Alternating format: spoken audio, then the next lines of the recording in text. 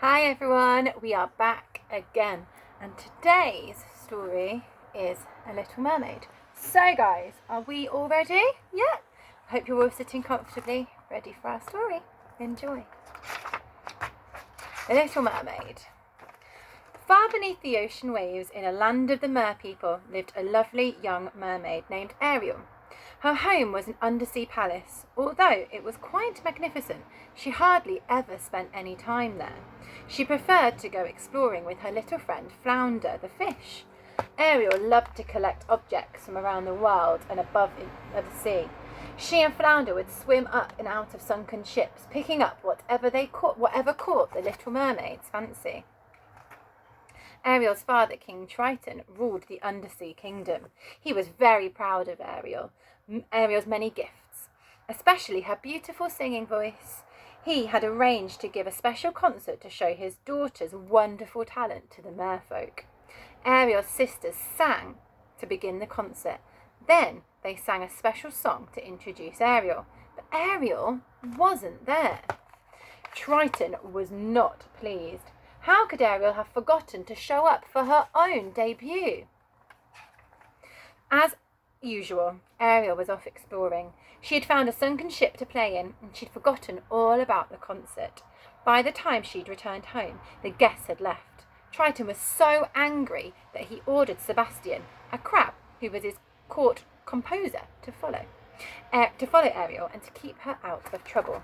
Later that day, Ariel slipped away again, with Sebastian following her close behind. She hadn't gone far when a huge shadow darkened the waters above. "It's a ship!" she gasped with delight. Ariel swam to the surface to get a closer look. There were humans on board. One of them was very handsome. Ariel heard the others call him Prince Eric. But as Ariel watched, a sudden storm took them all by surprise. To her horror, the ship began to sink. Most of the people on board were able to climb safely onto a lifeboat, but the handsome young prince was hit by a falling spar, thrown into the water. Ariel knew that humans could not live under the sea. She had to save the unconscious prince, and there was no time to lose. She darted through the waves towards the prince as her friend Scuttle watched anxiously.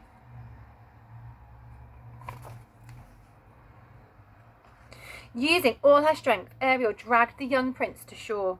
Scuttle was waiting for them. The silly bird put his ear close to Eric's boot.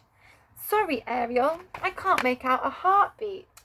Ariel placed her hand on the prince's chest. "Oh, he's breathing, Scuttle," she cried, and she was so happy that she began to sing to the prince, and the sound of Ariel's lovely voice woke Eric. "He's going to be all right," Ariel said gratefully. "Now I'd better get back to father before he finds out I've left." When the prince opened his eyes, all he saw was his faithful dog Max running towards him. Ariel returned home, but she couldn't forget that human prince.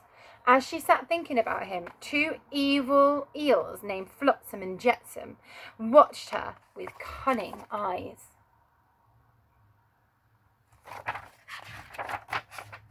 "Come with us," they coaxed sweetly. "We know someone who can help you." Ariel followed the slippery eels. Before she knew it, she was inside the deep, dark cave of Ursula, the sea witch. Ursula knew how much Ariel missed Eric. She told the young mermaid that she could help her visit him for a price. Wonder what it will be. "I will make you human so that you can visit your young man," Ursula said. "But you must get him to fall in love with you and kiss you before midnight, before the sun sets on the third day. If you fail, you will return back into a mermaid and return to be my slave." Then Ursula laughed wickedly. "Oh, and one other thing. You must leave your voice with me." Poor Ariel! She would have done anything to see the young prince again, so she signed the agreement, and the evil witch locked Ariel's beautiful voice into a magical seashell that she wore around her neck. Flounder and Sebastian watched in amazement as Ursula's magic powers changed Ariel into a human girl. Suddenly, Ariel could no longer live underwater. Luckily, her two friends rushed her up to the surface so that she could breathe. Ursula cackled with glee. She intended to make sure Ariel did not get that kiss.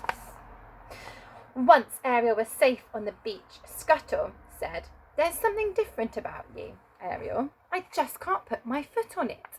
Ariel showed him her two legs. She wanted to tell Scuttle about what had happened, but since Ursula had taken her voice, Sebastian had to explain.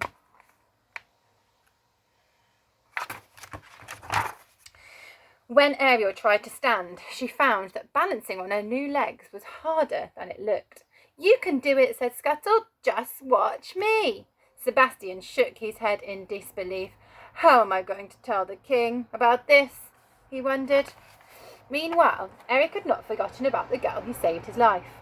Although he hadn't seen her, he had fallen in love with her wonderful voice. Eric would have given his entire kingdom to find her. Then, as he was walking with Max, he saw Ariel on the beach. "Have we met before?" Eric asked, his heart skipping a beat. But his hopes were soon dashed when he found out that Ariel could not speak. "She can't be the one," he thought.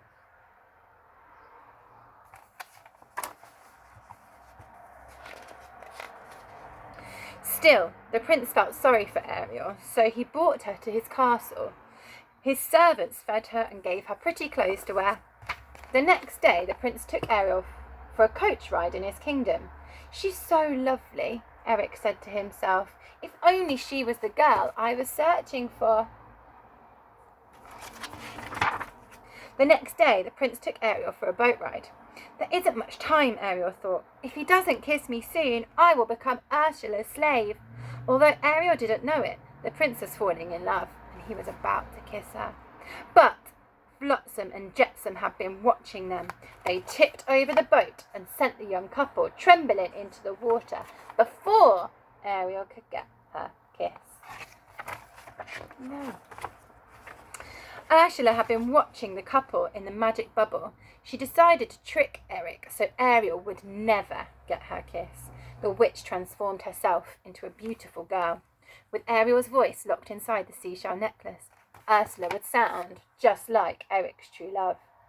The following day, as Ursula walked along the beach, the sound of Ariel's beautiful voice filled the air. Eric could hardly believe his ears. The girl who'd saved his life had finally come back to him. Quickly, the sea witch put a spell on Eric, and he decided to marry her straight away. No.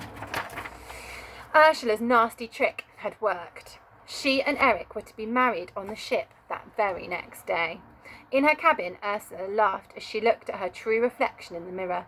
Luckily, Scuttle saw Ursula's reflection too. Scuttle and Flounder rushed off to find Ariel and tell her about the sea witch. "Don't worry, Ariel, we'll help you," said Scuttle, as Flounder pulled her out of the ship, and then Scuttle flew over.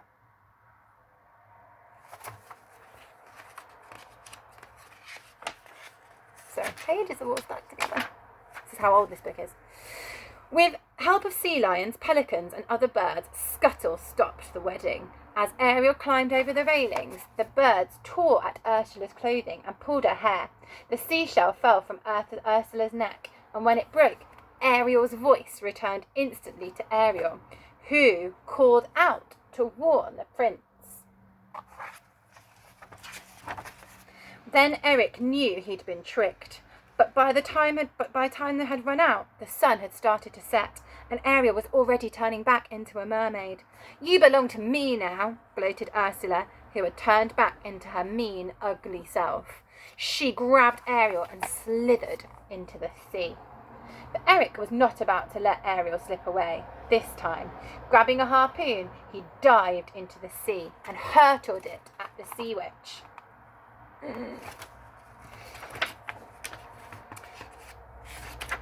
That made Ursula angrier than ever. She transformed herself into a huge monster and tried to crush poor Ariel's prince with her black tentacles.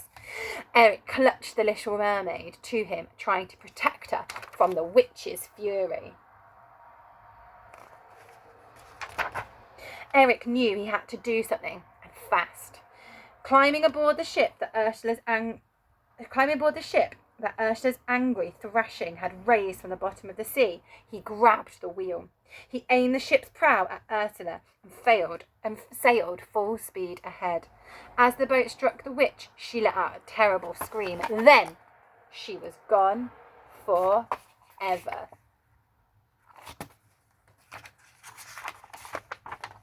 Everyone was glad the sea witch had gone, but Ariel was still unhappy. Even Triton could see that his daughter was truly in love. So using his magic powers, he granted Ariel her dearest wish, and he made her human again. Triton watched as Ariel and Eric walked towards the castle. I'm going to miss her, King Triton thought, but I know she'll be happy. Soon after that, Eric and Ariel were married in a splendid shipboard wedding with all the mer people looking on. And just as King Triton had predicted, they lived happily ever after. And thank you for listening to that one. That really is one of my favourites. I love her red hair. So when I was a little girl, I wanted to be just like her. Now, I hope you all enjoyed story time, these pesky little creatures that are making a mess in my house. And I hope you enjoyed it too. And I will see you tomorrow for more stories.